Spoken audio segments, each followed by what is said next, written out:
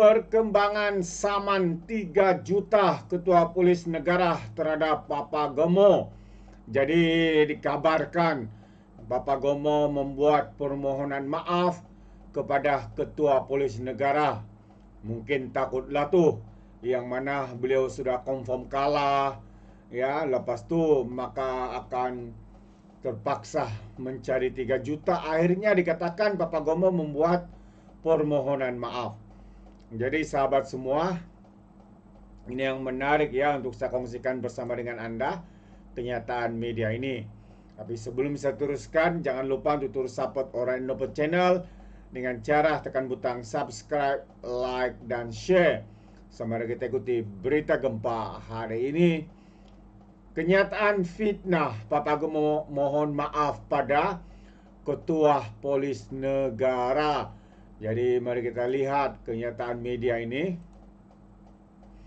Blogger Wan Muhammad Azri Wan Deris atau dikenali sebagai Papa Gemo mengemukakan permohonan maaf tanpa syarat kepada Ketua Polis Negara Tan Sri Razaruddin Hussain atas kenyataan fitnah yang dibuat oleh Papa Gemo awal tahun ini.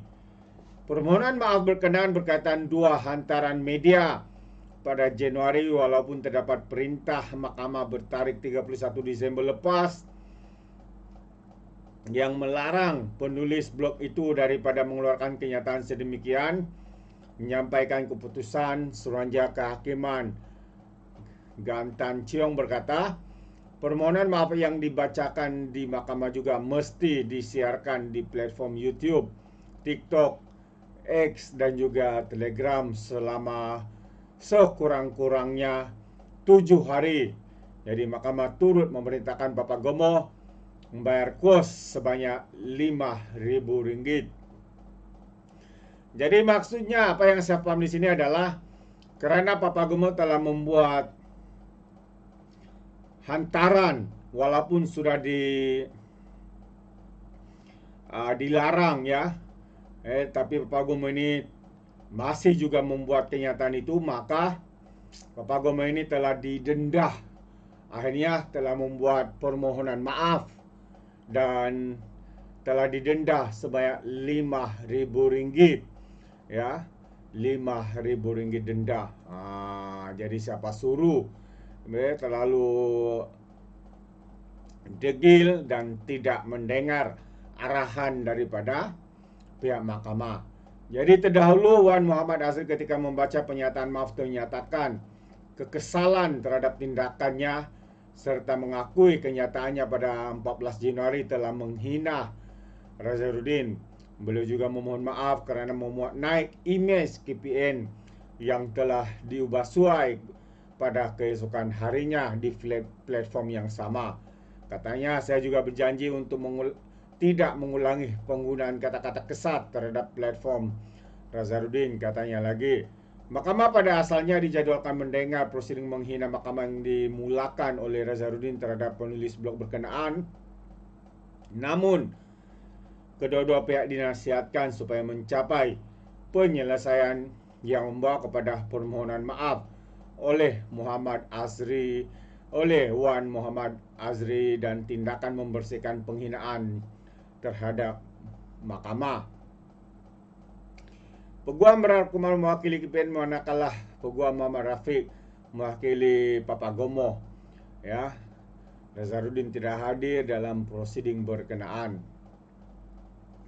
Mahkamah pada Februari memberi kebenaran kepada Razaruddin untuk memulakan prosiding komital terhadap Wan Papa Gemo kerana didakwa melanggar injaksi mahkamah bertarikh 10 Januari.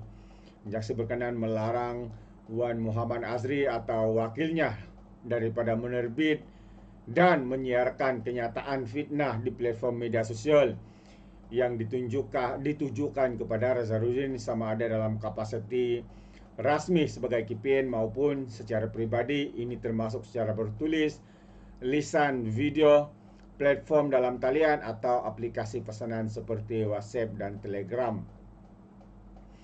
Jadi mahkamah memerintahkan Wan Muhammad Azri menarik balik dan memadam Video yang dimuat naik pada 14, 15, 20, 22 Disember 2024 di akaun YouTube, TikTok, Facebook, Telegram, dan X miliknya yang menfitnah Ketua Polis Negara. Dan pada 26 Disember tahun lepas, Nazarudin menfailkan saman 3 juta terhadap Wan Muhammad Azri atas dakwaan menfitnah yang turut membabitkan Perdana Menteri Datuk Seri Anwar Ibrahim. Saman fitnah sebanyak 3 juta ringgit masih berjalan, sahabat-sahabat semua. Jadi itu antara perkembangan yang menarik ya untuk saya kongsikan bersama-sama dengan anda. Dan sebelum saya mengundurkan diri, saya juga ingin berkongsi sedikit maklumat ya berkaitan dengan keadaan ahli Parlimen Pulai yang dikatakan telah stabil.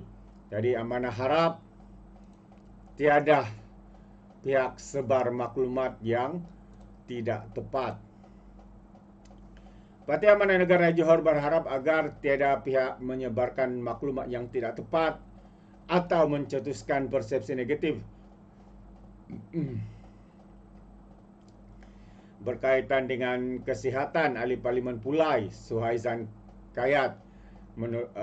Pengurusi Amanah Johor Aminul Huda Hasan berkata, maklumat terkini yang diterima pihaknya menunjukkan keadaan Suhaizan yang juga naib pengurusi Amanah Johor adalah stabil dan parti akan memaklumkan sebarang perkembangan lanjut dari semasa ke semasa.